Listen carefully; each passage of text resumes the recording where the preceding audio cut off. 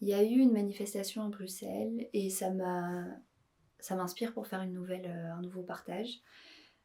J'ai envie de faire un parallèle entre les manifestations qu'on voit dans la rue, enfin qui se passent dans la rue, et puis la manifestation d'un point de vue intérieur, spirituel. Pour illustrer ce que j'essaye de dire, je vais mettre un schéma, mais avant, je veux juste préciser que je ne détiens pas la vérité absolue, mais que j'exprime la vérité que je ressens juste en ce moment même et qui évolue avec le temps.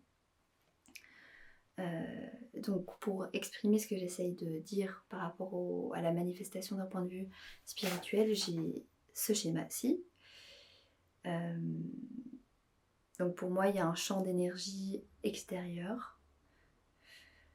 Euh, il y a certaines personnes qui vont dire que c'est Dieu, d'autres personnes qui diraient que c'est le champ quantique. Et moi, j'aime bien juste résumer à c'est un champ d'énergie. Pour moi, il est neutre. Il ne fait que répondre à ce qu'on lui envoie, en fonction du coup des émotions qui sont envoyées. Je pose juste 2 secondes parce qu'en fait, je veux rectifier un truc. C'est que pour moi, le champ, il n'est pas neutre, mais il est amour. Et donc l'amour inconditionnel, je dirais. Et comme l'amour est libre, en fait, il te laisse vivre ce que tu choisis de vivre. Pour moi, on manifeste absolument tout le temps, sauf que parfois on en est conscient et puis parfois pas. Enfin, il y a des êtres qui en sont conscients et d'autres pas. Même si je pense qu'on est de plus en plus à en être conscient.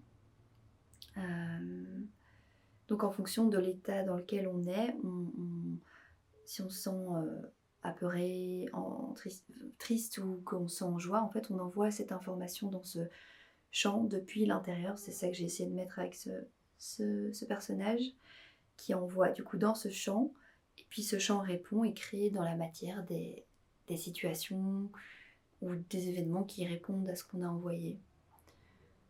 Il y a un exemple qui est très simple mais qui illustre bien ce que je dis, ce que j'essaie de dire, c'est que parfois sur les réseaux sociaux, je tombe sur des vidéos ou des posts qui parlent exactement de ce dont de quelque chose que je suis en train de vivre, mais il n'y a aucun hashtag sur ces vidéos. Donc pour moi, c'est un bon exemple de ce qui se passe à ce niveau-là de la manifestation. Voilà, et puis ensuite, si je prends l'exemple de la manifestation d'un point d'un point de vue extérieur, donc les manifestations qui se font dans la rue, j'ai ce schéma-ci qui illustre ce que j'essaye de dire. C'est qu'en fait, les gens qui manifestent se basent sur la réalité physique, donc sur les j'ai plus le mot, l'extérieur, en fait, la réalité extérieure, ce qu'on impose à l'extérieur de nous-mêmes. En fait, on part de ça, et en fait, on se nourrit de ces conditionnements extérieurs qui ensuite viennent à l'intérieur de nous. Et en général, c'est pas des émotions qui sont très joyeuses, parce que c'est souvent de la colère et de la tristesse. Et il y a de quoi être en colère. Et ouais. Et qu'en fait, on prend ces énergies-là, et puis en fait, on renvoie tout ce tas d'émotions dans ce champ. Et puis ce champ, comme il est neutre, il répond. Il répond dans la réalité physique avec ce qu'on lui donne.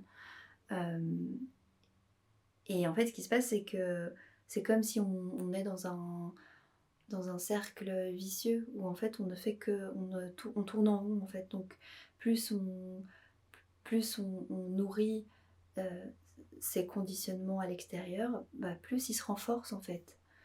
Euh,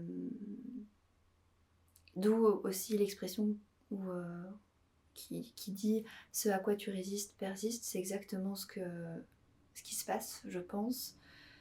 C'est que plus tu donnes de la force à quelque chose, plus tu lui donnes une importance et tu lui mets bah, tu le crées plus en fait. Euh, et par contre, je suis pas du tout en train de dire qu'il faut pas, il faut que c'est pas normal d'être indigné et en colère et d'être triste face à les décisions qui sont prises à l'extérieur. Ce que j'essaye juste de dire, et puis même en fait non, justement, faut surtout pas rester euh, insensible à ça parce que tout le monde est concerné. Donc si personne ne fait rien, ben c'est aussi accepter, oui, accepter l'inacceptable. Donc je suis pas en train de dire qu'il faut rien faire. Ce qu'on peut faire, ce que l'humanité peut faire, en fait, c'est réaliser en fait ce pouvoir qu'on a à l'intérieur de nous-mêmes et que, en fait, en le dirigeant dans une certaine direction, on peut créer une réalité qui est beaucoup plus lumineuse, qui est beaucoup plus humaine et qui est plus dans le courant de ce que tout le monde, tous les humains désirent vivre en fait. Et d'ailleurs, c'est pas pour rien que les médias utilisent la peur, parce que la peur est le meilleur outil de contrôle de l'humain, parce que quand on a peur, on est capable de faire tout. Et c'est pour ça c'est le meilleur outil de contrôle. Donc, pour résumer, je dirais juste que c'est le fait d'évoluer en conscience qui fait que on peut créer plus de choses qui sont... Enfin, une réalité qui est beaucoup plus lumineuse et plus humaine et plus libre aussi, en fait. Et du coup, ça passe par lâcher tout un tas de croyances qui sont héritées par la famille, les amis, l'école, tout ça. Apprendre à s'écouter vraiment à l'intérieur, qu'est-ce qu'on sent juste. Et c'est dur dans ce monde où il n'y a personne qui apprend, où personne n'apprend à le faire. Enfin, peu de gens en tout cas.